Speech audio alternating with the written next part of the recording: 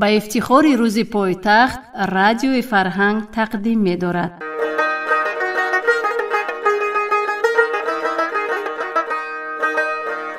تو شهری نور و ایمانی دوشنبه، تو ما را بهتر از جانی دوشنبه. غروبی ماه و خورشیدت گوارا، فروغ شوکت و شانی دوشنبه.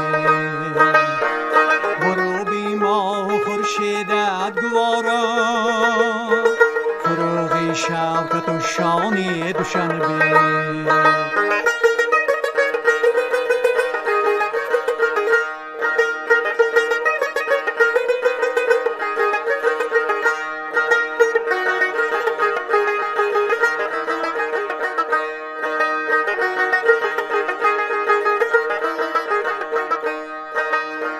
مزاری پاکی سامان در بخارا، مقامی عالی سامانی دوشنبه.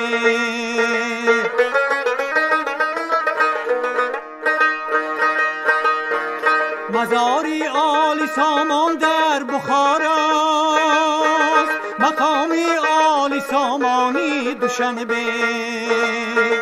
و میشگانم بیربم خاکی راحت، قدم جایی بزرگانی دوشنبه. قدم جایی بزرگانی دوشنبه. و میشگانم بیربم خاکی راحت، قدم جایی بزرگانی دوشنبه. قدم جایی بزرگانی دوشنبه.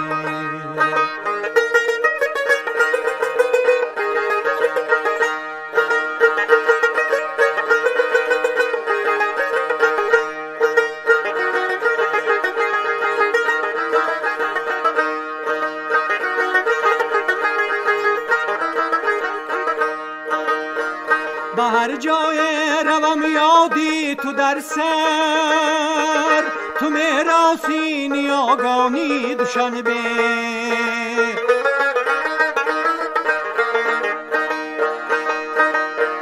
به هر جای روم یادی تو در سر، تو میراسی نیاگانی دوشنبه. به اقبال به استقبال تاجیک، همیشه جاویدان مانی دوشنبه. همیشه جاویدان مانی دوشنبه. به اقبال به استقبال تاجیک، همیشه جاویدان مانی دوشنبه. همیشه جاویدان مانی دوشنبه. همیشه جاویدان مانی دوشنبه.